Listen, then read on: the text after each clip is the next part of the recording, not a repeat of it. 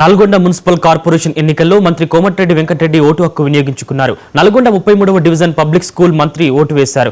ప్రజాస్వామ్యంలో ఓటు హక్కు వజ్రాయుధం. ప్రతి ఒక్కరూ ఓటు హక్కును వినియోగించుకోవాలని మంత్రి సూచించారు. రాష్ట్రంలోని కార్పొరేషన్లో మున్సిపాలిటీలో అత్యధిక స్థానాలు కాంగ్రెస్ గెలుచుకుంటుందని, నల్గొండ మున్సిపాలిటీలో అన్ని డివిజన్లో విజయం సాధిస్తామని మంత్రి కోమటిరెడ్డి వెంకటరెడ్డి చెప్పారు.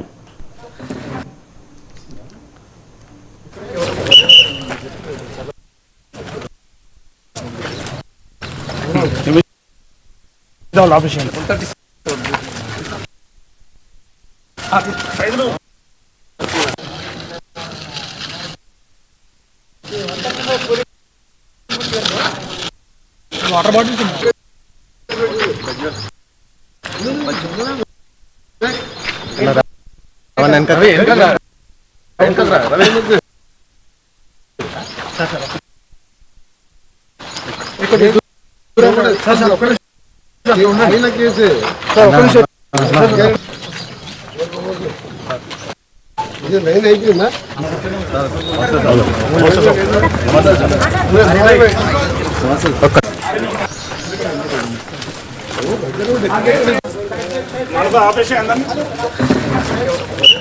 నల్గొండ మున్సిపాలిటీని మున్సిపల్ కార్పొరేషన్ గా ఏర్పాటు చేసి అసెంబ్లీలో ఆర్డినెన్స్ పాస్ చేయించి జరిగే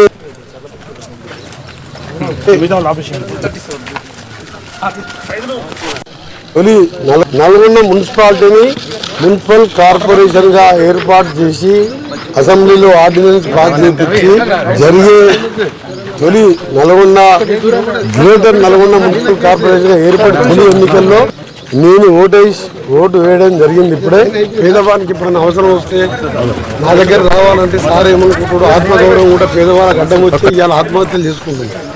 హైదరాబాద్లో ప్రజావాణి పెట్టినట్టు నల్గొండలో కూడా ప్రతి కార్పొరేటర్ ఒక వార్డు పెట్టిస్తారు. వాళ్ళ ఆఫీస్లో ఉండాలి. వాళ్ళు వచ్చిన దరఖాస్తు అంతా కూడా నాకు ఆన్లైన్లో పంపాలి.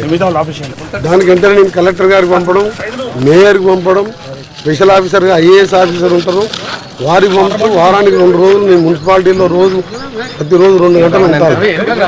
నేను ఇవన్నీ ఎందుకు చెప్తుందంటే ప్రజలకు సంబంధించిన ఎన్నికలు, పేదలకు సంబంధించిన ఎన్నికలు.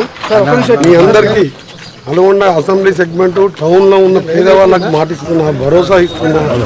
మీ ఇంటి పెద్దలాగా, మీ అన్నలాగా, మీ తమ్ముళ్ళలాగా మీరెవ్వరు నేను బతుకున్నంత కాలం నేను గుండెల్లో పెట్టి చూసుకుంటాను. మీరు 5 సార్లు గెలిపించి రెండోసారి నల్గొండ చరిత్రలో 75 ఏళ్ళలో రెండోసారి ఎమ్మెల్యేనే గెలవలేదు. 5 సార్లు ఎమ్మెల్యేగా, ఒకసారి పార్లమెంట్కు భువనగిరిలో పోటీ చేస్తే అక్కడికి కూడా వచ్చి మీరు ఇండైరెక్ట్గా నాకు సపోర్ట్ చేసి ఇంత పెద్ద స్థాయికి తీసుకొచ్చింది. అందరూ కూడా చేకూర్చి ఓటేయండి. నల్గొండ మున్సిపాలిటీని